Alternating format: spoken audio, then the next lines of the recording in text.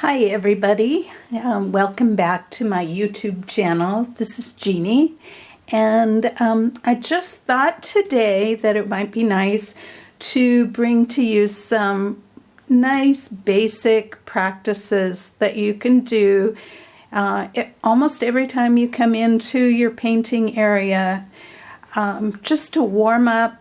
And some of you probably have never learned some of these techniques.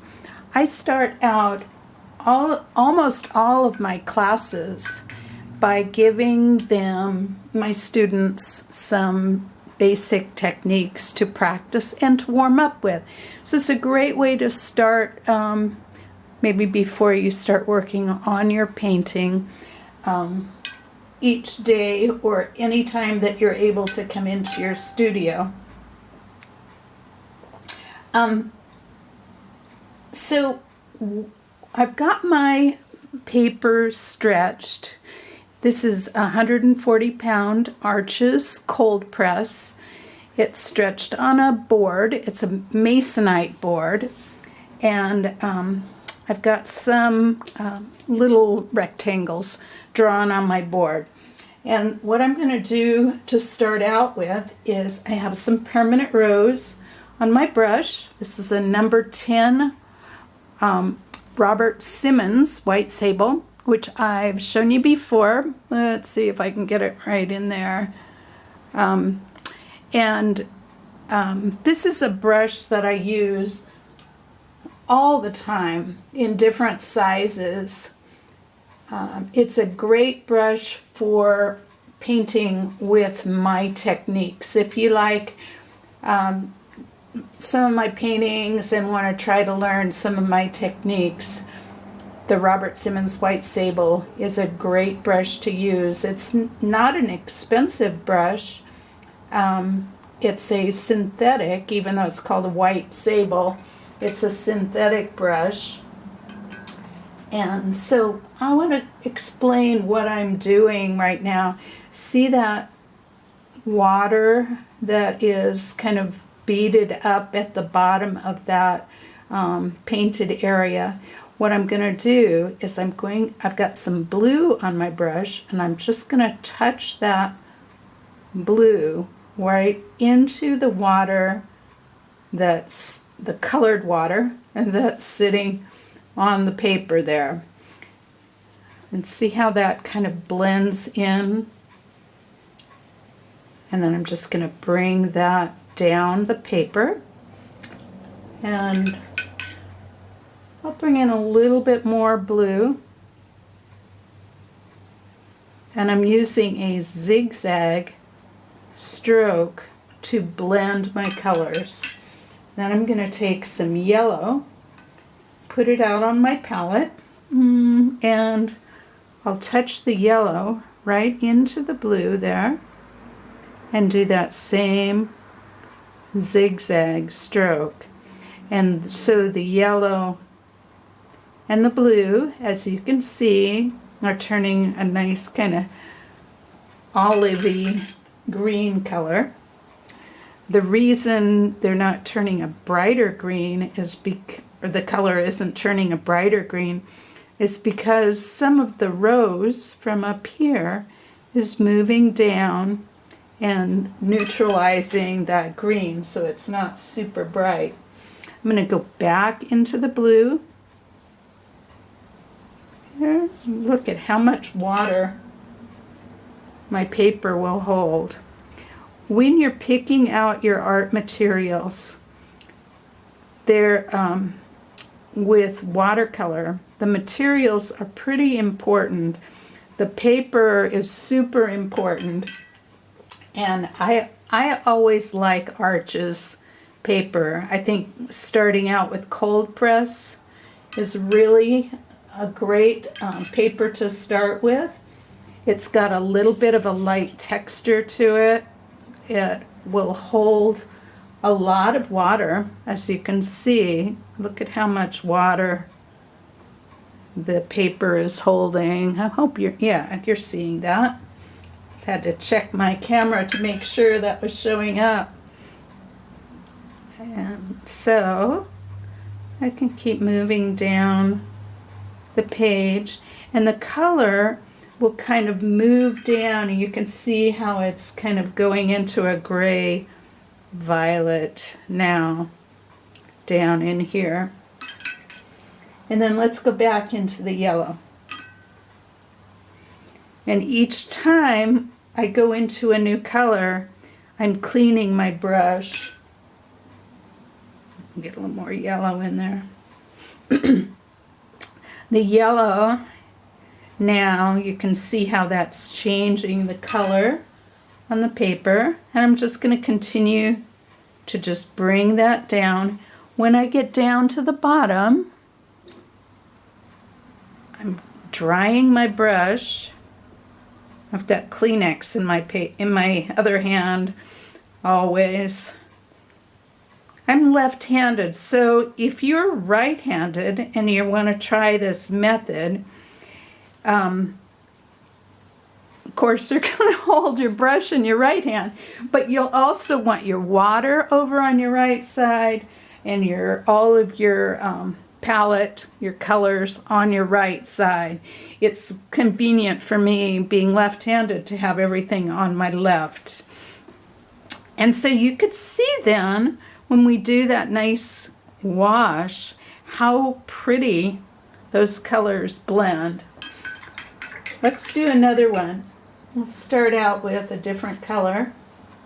Let's start out with, I'm using my 3 favorite colors right now. I'll do a little bit, another tutorial where I give you some other colors to choose from, but it simplifies everything down if we just use these 3 colors to practice right now at the very beginning. So these are great techniques for you to learn control of your watercolor, how much water, how much pigment to use.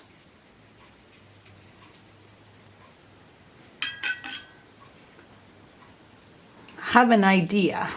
What if we just bring in, instead of using all 3 colors, what if I just use the blue and the yellow?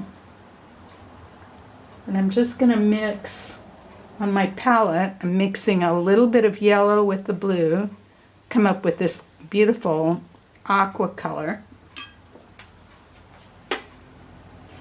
And I'm going to transition from the Winsor Blue Green Shade, gradually moving into a more blue-green.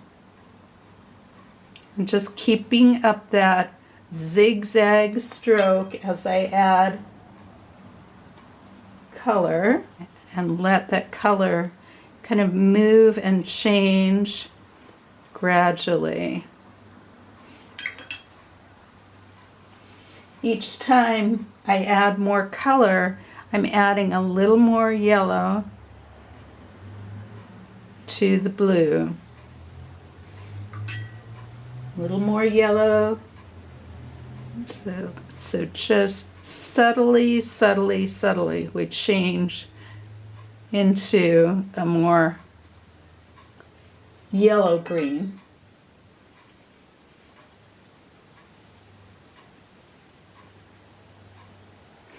The other thing about these practices is, if you're nervous about creating in watercolor, these techniques I find are really almost meditative or soothing, calming. That's why I like to start my classes out by having my students practice these, is that they really settle you down. It's great for me too, because when I'm doing a video or a class, I'm always a little bit nervous. So this is good for teacher too.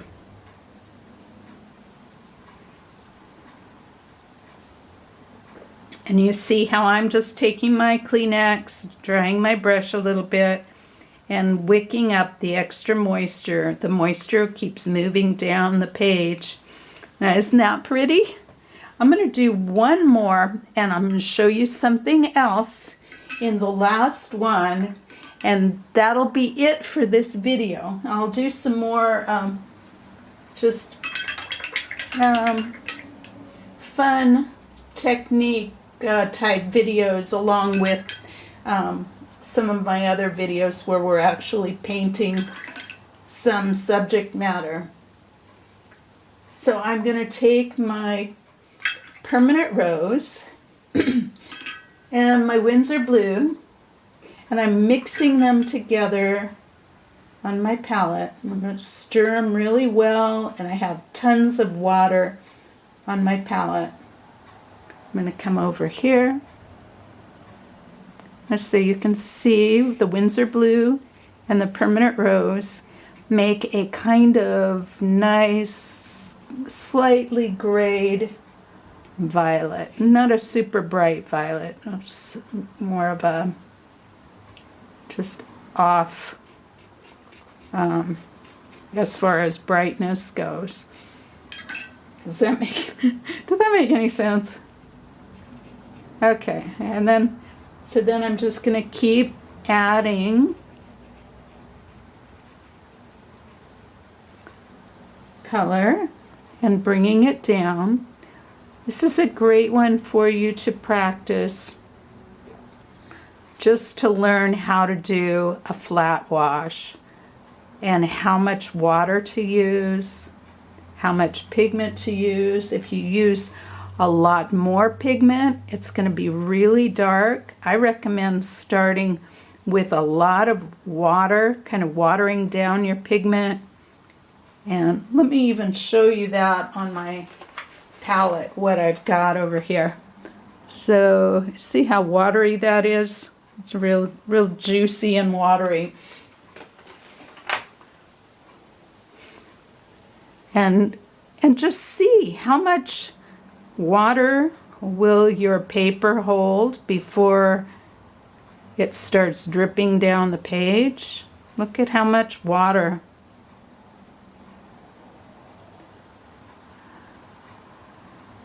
And it's not creating a drip. This really helps me when I'm actually painting. And one of the next videos that I want to show you is how I use this technique in a couple of different types of paintings. I have it in mind to show you a portrait, or at least the beginnings of a portrait, and I use these techniques all when I'm painting all of my paintings, but especially love it for portraits. Okay, just gonna bring that down again using the Kleenex rather than dabbing the paper, which sometimes you might want to do, but in this type of technique you want to keep it as smooth as you can. And so I'm just running my brush right along that area where the most water is, down at the bottom of the wash. And so you can see how smooth and beautiful that is. Now, the other thing I wanted to show you today is that if you take some moisture off of your brush and come back up to the top of the area that we've just painted, you can make some light spots or lifts. You can run your brush through that area that we've just painted, and you can use this technique to create light spots and texture and all kinds of fun little effects in your watercolor. I use this technique all of the time. It's super beautiful, I believe. in watercolor. It's a little tricky to learn at first. See how I'm pressing my brush down a little bit and then just moving up? But you have to do it while the paint is still damp. Once it's dry, see how it's not doing it as much up here now? It's starting to dry. If I run my brush over it a little bit, it's still wet enough that it will lift, but once that completely dries, you won't be able to get a lift like that. It's not heavy pressure. It's just light pressure. A little bit of water. The more water you have on your brush, so if I don't take the water out of my brush but just drop it on there, the more it's going to push, and it'll create little blossomy marks on your paper. But if you control the amount of water on your brush, it just lifts out the paint without creating those little blossoms. These are kind of beautiful sometimes when you want them, but if you don't want them and you just want a smooth lifting out of the color, then the way to do it is to control the amount of water in your brush. Touch the paper when it's starting to dry, so the paper's not shiny, it's matte, just starting to dry. If you do it too soon, it's not going to lift as well. So you want to wait. And if you don't have enough water on your brush, other than too much, don't have enough water, it's not going to work. But just the right amount of water, and you can lift a little bit of pigment out and create beautiful textures on your paper. So I'm going to take some photos of this, post it up on Instagram. I'm going to go ahead and upload my video, and I'm going to put it up on YouTube.